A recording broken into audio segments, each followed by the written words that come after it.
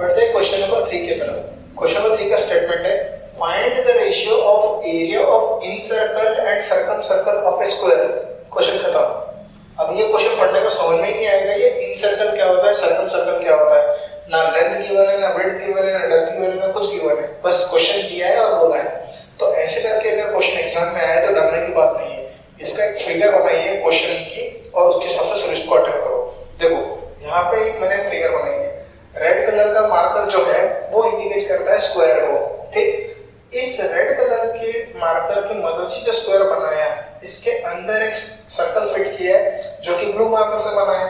जो blue marker का circle है इसको बोला जाता है इन सर्कल, जो कि यहाँ पे स्पेसिफाई किया है इन सर्कल। और वही स्क्वायर के हर एक कॉर्नर को टच करने वाला एक सर्कल बना है जो कि रेड कलर का है, that is called as circumcircle. Question में ये बोला है कि इन सर्कल और सर्कमसर्कल का रेशियो कितना होगा। बस अगर ये डायग्राम आपको बनाना नहीं आया तो आपका क्वेश्चन सॉल्व नहीं हो सकता। इसलिए एग्जाम में अगर कभी भी डर लगा एरिया के बेसिस पे सीधा फिगर बनाइए और उसके हिसाब से क्वेश्चन को प्रोसीड कीजिए। क्लियर? ये हो गया ब्लू कलर का इन सर्कल और ये हो गया क्या, सर्कमसर्कल। डायग्राम एग्जैक्टली स्क्वायर सर्कल नजर नहीं आ रहा होगा और उसको इग्नोर कर दो, मेन कंटेंट है, ठीक। अब यहाँ पे हमको साइड ऑफ स्क्वायर भी गिवन नहीं है तो हम क्या करते हैं, कंसीडर कर लेते हैं x कोई तो भी साइड है। This x is representing the side of a square. अब इसके मदद से मेरे को सर्कमसर्कल का रेडियस और इन सर्कल का रेडियस निकालना है। वो कैसे निकालेंगे देखिए, अगर ध्यान से ध्यान दोगे तो सर्कल का ये इन सर्कल का डायमीटर उतना ही है जितना स्क्वायर का साइड है। क्लियर? तो यहाँ पर मैं ये बोल सकता हूँ कि radius of in circle is nothing but half of the side of the square. Half of the side of the square is indicating what? It is nothing but radius of in circle, which is x by 2. Clear? Similarly, the diagonal of this square is representing the diameter of the circumcircle. तो वो कैसे निकलेगा? तो पहले हमको diagonal निकालना पड़ेगा। Diagonal of square, diagonal of square कैसे निकलेगा?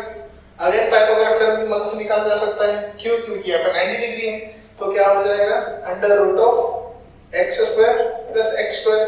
कैसे आया? हाइपोटेनस का square is equal to one side square plus other side square. तो डायगोनल निकालना है तो under root of x square plus x square. तो देखिए under root of 2 into x square. अगर एक्स को रूट के बाहर निकाला तो आंसर कितना आएगा, x into root 2, x into root 2। ये हो गई क्या, डायगोनल। हमको चाहिए क्या, radius. This x root 2 is representing the diameter of the circumcircle. उसके मदद से क्या निकलेगा, रेडियस। रेडियस ऑफ सर्कमसर्कल कितना आएगा, x रूट 2 डिवाइड बाय 2। अब इस 2 को हम कैसा लिख सकते हैं, x root 2 divided by root 2 into root 2। ये रूट 2 कट जाएगा तो फाइनली रेडियस कितना आया, x बाय रूट 2।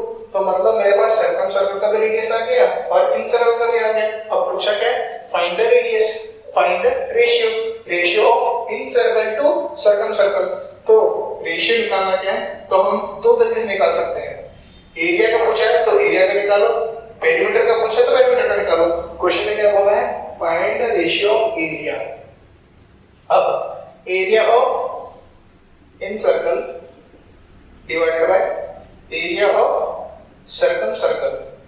तो इन सर्कल का रेडियस, इन सर्कल का एरिया क्या आ जाएगा, पाई आर स्क्वायर।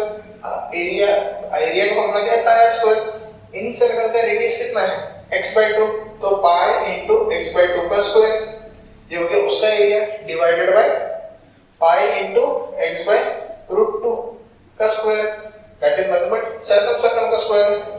तो अब यहाँ पे अगर देखोगे pi and pi will get cancel, x square divided by 4 divided by x square divided by 2, क्योंकि अंडर रूट का स्क्वायर क्या हो जाएगा, 2। तो x square and x square will get cancel. तो फाइनली ये 2 चला जाएगा न्यूमरेटर में, ये आ जाएगा डिनोमिनेटर में। तो फाइनली 2 बाय 4 सिंपलीफाई करेंगे तो आंसर आएगा 1 बाय 2। इसी को अगर रेशियो के फॉर्म में पूछा है तो कैसे लिखेंगे, 1:2। तो फाइनली इस क्वेश्चन का आंसर कितना आता है, 1:2।